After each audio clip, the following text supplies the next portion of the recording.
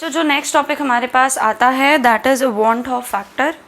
ये अलग अलग बुक्स में अलग अलग तरह से एक्सप्लेन हो रखा है, पर मैं जिस तरीके से लिखवाऊंगी, जिस तरीके से एक्सप्लेन करूंगी, बस आप उसी पे ध्यान देना, क्योंकि वही सबसे ज़्यादा इजी तरीका है, ठीक है। और बहुत ज़्यादा इसकी डेफिनेशन में पढ़ने की ज़रूरत नहीं है, क्योंकि ये टॉपिक एक्सप्लेन करने के लिए नहीं आता है, और एक्सप्लेन करने के लिए भी आएगा तो जितना मैं बताऊँगी उतना करना है। ये ज़्यादातर इस पर बेस्ड क्वेश्चन आते हैं, वांट ऑफ फैक्टर होता क्या है, ठीक है। वांट ऑफ फैक्टर, तब हम लोग ये पढ़ेंगे कि वांट ऑफ फैक्टर है क्या। तो देखो एक एग्जाम्पल लेकर के चलो, ठीक है। तो अब हम लोग ये पढ़ेंगे कि इन एक्चुअल वांट ऑफ फैक्टर होता क्या है।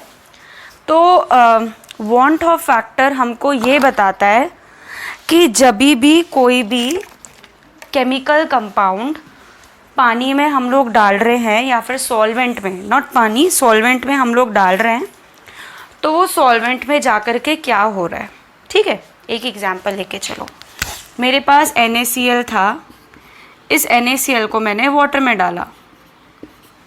जब इस NaCl को मैं वाटर में डालूंगी तो ये पानी में टूट जाएगा, ऐसे टूट जाएगा। अब अगर क्लास 11th की स्टोकियोमेट्री पढ़ी होगी चैप्टर 1 की, तो इसको मैं ऐसे लिख सकती हूँ, 1 mole of NaCl gives 1 mole of Na1 positive plus 1 mole of Cl negative. ये क्लास 11th की चीज़ है, ये तुम्हें पता होनी चाहिए पहले से। तो इसका मतलब ये हुआ, पानी में जाने से पहले, पानी ले रही हूँ एग्जाम्पल, कोई भी हो सकता है सॉल्वेंट, पानी में जाने से पहले NaCl 1 मोल था, 1 यूनिट था, लेकिन जैसे ही वो पानी में गया वो 2 यूनिट्स में ब्रेक हो गया। तो यहाँ पर क्या हो रहा है, डिसोसिएशन हो रहा है। और यहाँ पर वांट ऑफ फैक्टर की वैल्यू, जिसको I से डिनोट करते हैं, वो हो जाएगी 2, ठीक है। तो वांट ऑफ फैक्टर वो न्यूमेरिकल वैल्यू होती है जो कि हमको ये बताता है कि कोई भी सॉल्यूट जब सॉल्वेंट में पड़ता है तो उसका डिसोसिएशन होता है कि एसोसिएशन होता है, ठीक है। समझ में आ गई वाली बात। और इसका जो फॉर्मूला होता है वो होता है पार्टिकल्स या फिर मोल्स लिख लो, moles after mixing divided by moles before mixing. तो आफ्टर मिक्सिंग कितने रह गए थे, ये 2, बिफोर मिक्सिंग कितना था, 1। तो ये आपका I की वैल्यू क्या हो जाएगी, 2 हो जाएगी, ठीक है। एक और एग्जाम्पल लेके चलते हैं, बहुत ध्यान से समझना है इसको, जिन के मैं बताऊंगी बस उन्हीं के आते हैं, 99.9% चांसेस है। अब नेक्स्ट है मेरे पास K2SO4। जब मैंने K2SO4 को पानी में डाला तो ये ऐसे मिला, 2K positive plus SO4 2 negative. इसका मतलब 1 मोल ऑफ K2SO4 मुझे दे रहा है 2 मोल्स ऑफ K प्लस और 1, ये 1 ही तो हुआ SO4, 1 mole of SO4 2 negative. तो I की वैल्यू क्या हो जाएगी, आफ्टर मिक्सिंग क्या हो रहा है, ये 3, 2 + 1 3, बिफोर मिक्सिंग क्या था 1, तो I की वैल्यू क्या हो जाएगी 3। जब भी डिसोसिएशन होता है तो I की जो वैल्यू होती है वो मोर देन 1 होती है। I की वैल्यू मोर देन 1 ये बताता है कि वो जो पर्टिकुलर सॉल्यूट था ना, वो सॉल्वेंट में जाकर के डिसोशिएट हो गया, टूट गया, ठीक है। ये वाली बात समझ में आई, कोई परेशानी इसमें नहीं होनी चाहिए। ऐसे ही एक और एग्जांपल ले लेते हैं लास्ट। और वांट ऑफ फैक्टर ज़्यादातर थोड़े पोलर मॉलिक्यूल्स के लिए यूज़ करते हैं। अब जैसे मेरे पास है CH3COOH, वैसे तो ये बहुत वीक इलेक्ट्रोलाइट है, इसमें वांट ऑफ को, हाँ चलो हाँ एक है तुम्हारे पास क्वेश्चन। तो मेरे पास है CH3COOH, जब ये पानी में जाएगा, अभी से मैंने वाटर में डिज़ोल्व करा, तो ये बन गया CH3COO negative plus H positive. तो 1 mole of CH3COOH gives 1 mole of CH3COO negative plus 1 mole of H positive.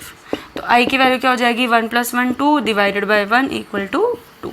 इसका मतलब जो आपका CH3COOH है वो पानी में, ध्यान से सुनना, पानी में क्या हो रहा है, डिसोशिएट हो रहा है, तो उसकी I की वैल्यू क्या हो जाएगी, 2 हो जाएगी। अब इसी का एक और केस लेकर के चलते हैं। अब मैं एक काम करती हूँ, अब मैं इसी इथेनोइक एसिड को बेंजीन में डाल देती हूँ, फिर देखते हैं क्या होता है।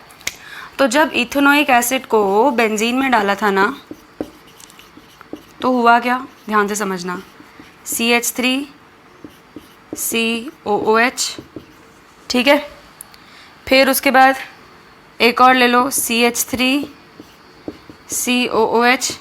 इनके बीच में डाइमराइजेशन हो गया। डाइमराइजेशन का मतलब, अगर मैं यहाँ पर 2 CH3COH के मॉलिक्यूल्स डाल रही थी तो वो कंबाइन हो रहे थे। अब इनके बीच में जो बॉन्डिंग हो रही है कि बॉन्डिंग ऐसे हो रही है, बॉन्डिंग ऐसे हो रही है, कैसे हो रही है, वो अभी नहीं समझना, वो तुम लोग एसिड्स वाले चैप्टर में समझोगे, अभी मैं नहीं समझाऊंगी। तो बस ये याद रखो कि ऐसा ऑब्जर्व करा गया कि जो CH3COOH के दोनों मॉलिक्यूल्स हैं उन्होंने बॉन्ड बना दिया और वो दोनों के दोनों एक ही मॉलिक्यूल में कन्वर्ट हो गए। तो ये इस तरह से लिखा जाता है, CH3COOH का होल ट्वाइस। और कोई मेरे पास ये मैसेज करते हुए मत आना कि ये समझ नहीं आया कि बॉन्डिंग कैसे हुई, क्योंकि मैंने तुम्हें बॉन्डिंग नहीं समझाई। मैंने तुम्हें सिर्फ इतनी बात बोली है कि 2 CH3COOH के मॉलिक्यूल्स को जब बेंजीन में डाला तो वो दोनों के दोनों एक ही मॉलिक्यूल बन गए, ठीक है। ये 2 मॉलिक्यूल्स थे, अभी एक ही मॉलिक्यूल बन गए, ठीक। तो उसको मैं लिख सकती हूँ 1 mole of CH3COH plus 1 mole of CH3COH क्या दे रहा है, 2 मोल्स ऑफ CH3COH का होल ट्वाइस। आई की वैल्यू क्या हो जाएगी, 2 क्यों बोल रही हूँ मैं, 1 मोल ऑफ CH3COH का होल ट्वाइस। तो 1 + 1 और यहाँ पर भी क्या मिला हमें, 1। तो आफ्टर डिजॉल्विंग क्या आ रहा है, 1। बिफोर डिजॉल्विंग क्या आ रहा है, 2। तो वांट ऑफ फैक्टर क्या हो जाएगा, 0.5। जब भी वांट ऑफ फैक्टर की वैल्यू 1 से छोटी है, इसका मतलब एसोसिएशन हो रहा है, ठीक है। एसोसिएशन में बस यही केस तुम्हें याद रखने की ज़रूरत है, सारे के सारे केसेस मत याद रखना। तो डिसोसिएशन और एसोसिएशन समझ में आ गया। अब क्वेश्चन आता है कि मैं तुम लोगों को वांट ऑफ फैक्टर्स क्यों समझा रही हूँ, उसकी क्या ज़रूरत है। तो सुनो, अब इस चीज़ का जो आंसर है वो पूरा का पूरा मैथमेटिकल है, बिल्कुल मैथमेटिकल एस्पेक्ट से ये चीज़ बनी। इसका प्रैक्टिकली मतलब ऐसा नहीं है कि कुछ एक्सपेरिमेंट से रिलेटेड हो। एक से केस समझाती हूँ तुमको। एलिवेशन इन बॉइलिंग पॉइंट था, उसका फॉर्मूला क्या होता है, डेल्टा TB = KBM, ठीक है। अब हुआ क्या, पानी में हमने क्या करा, पानी में ये पानी था, हमने इसमें शुगर मिलाया या फिर ग्लूकोज मिलाया, हमने ग्लूकोज मिला दिया। जब हम लोग पानी में ग्लूकोज मिला देंगे तो जो नॉर्मल पानी है उसका बॉइलिंग पॉइंट एलिवेट हो जाएगा, वो सारी मैंने तुम्हें कहानी समझा दी। तो हुआ क्या, जब उसको कॉपी पे कैलकुलेट कराना, डेल्टा TB = KBM, यहाँ पर मोलैलिटी ऑफ किसकी कैलकुलेट करिए, ग्लूकोज की। तो मान लेते हैं ये सब कैलकुलेट करके आंसर आया 10 यूनिट्स। और जब इसको प्रैक्टिकली नापा होगा किसी मशीन वगैरह से, तभी भी जो आंसर आया वो आया 10 यूनिट्स। कोई परेशानी की बात नहीं है, बिल्कुल ठीक ठाक हिसाब चल रहा था। अब ध्यान से समझो, अब हुआ क्या, इसमें हमने ग्लूकोज की जगह केस 2 ले लेते हैं, हमने यहाँ पर NaCl डाल दिया। जब हमने यहाँ पर NaCl डाला, तभी भी पानी में NaCl नमक डालने की वजह से जो बॉइलिंग पॉइंट है वो एलिवेट हो जाएगा, ठीक है, बढ़ जाएगा। पहले मान लेते हैं बॉइलिंग पॉइंट 100 डिग्री सेल्सियस था, बाद में जो बॉइलिंग पॉइंट है वो 105 डिग्री सेल्सियस हो गया। तो मान लेते हैं कि जब हमने नमक को डाला, तो हम जब कॉपी पेपर पे इसको सॉल्व कर रहे थे पेन से, तो जो चेंज इन बॉइलिंग पॉइंट आया, जो एलिवेशन इन बॉइलिंग पॉइंट आया, वो आया 5 यूनिट्स का। हमने क्या करा, KB की वैल्यू ऑलरेडी गिवन होगी और मोलैलिटी ऑफ हमने NaCl कैलकुलेट कर लिया, सारा सॉल्व वगैरह करके जो आंसर आ गया वो आ गया 5 यूनिट्स आ गया, ठीक है। लेकिन जब हमने इसको थर्मोमीटर से नापा कि वाकई में बॉइलिंग पॉइंट कितना एलिवेट हुआ, वाटर का कितना था, 100 डिग्री सेल्सियस। हमने जो कैलकुलेट करा बढ़ा हुआ बॉइलिंग पॉइंट, मैथमेटिकली वो कितना होना चाहिए था, 105 डिग्री सेल्सियस, तभी तो 5 का फ़र्क आया। लेकिन जब हमने इसको थर्मोमीटर से नापा कि बॉइलिंग पॉइंट कितना चेंज हुआ, तो बॉइलिंग पॉइंट 10 यूनिट्स चेंज हो गया, मतलब इसका डबल चेंज हो गया, ठीक है। फिर हमने क्या करा, तीसरा एक्सपेरिमेंट करा। तीसरे एक्सपेरिमेंट में हमने CaCl2 इसमें डाल दिया, प्योर वाटर में। प्योर वाटर का बॉइलिंग पॉइंट कितना था, 100 डिग्री सेल्सियस। हमने सोचा कि जब हम लोग CaCl2 डालेंगे इसमें, तो जो बॉइलिंग पॉइंट है वो 5 डिग्री सेल्सियस बढ़ेगा, मैथमेटिकली सॉल्व करके कॉपी पेन से। लेकिन जब हमने थर्मोमीटर पे चेक करा, तो जो फाइनल आंसर आ रहा था वो आ रहा था 115 डिग्री सेल्सियस। मतलब हमारे हिसाब से तो 5 डिग्री बढ़ा, लेकिन एक्चुअल में कितना डिग्री बढ़ रहा था, 15 डिग्री। तो कितने गुना बढ़ गया, 3 गुना। तो NaCl में 2 गुना क्यों बढ़ा था, क्योंकि NaCl के I की वैल्यू क्या थी, 2। CaCl2 में 3 गुना क्यों बढ़ा, क्योंकि CaCl2 में I की वैल्यू थी 3। फिर क्या करा, फिर बेंजीन लिया। सुनते रहना जो मैं बात कह रही हूँ, एक बार में नहीं आता है टॉपिक समझ में, दोबारा देखो तो क्लियर हो जाएगा। अब सुनो, अब एक और केस में हमने क्या करा, इस कंटेनर के अंदर बेंजीन डाल दिया। जब बेंजीन डाला तो फिर हमने इसमें CH3COH डाल दिया, CH3COH। ये भी स्लाइटली पोलर है नेचर में। हमने मैथमेटिकली ये कैलकुलेट करा कि जो एलिवेशन एंड बॉइलिंग पॉइंट आएगा प्योर बेंजीन का, ऐसी लिख रही हूँ मैं रफली, मान लेते हैं 60 था, 60 डिग्री सेल्सियस। जब हमने CH3COOH डाला तो जो बॉइलिंग पॉइंट बढ़ करके आया वो आया 70। ठीक है, इसका मतलब कितने का फ़र्क आया, 10 डिग्री सेल्सियस का। लेकिन जब हमने थर्मोमीटर से नापा तो जो आंसर आ रहा था वो 65 आ रहा था। इसका मतलब आधा का फ़र्क हो गया।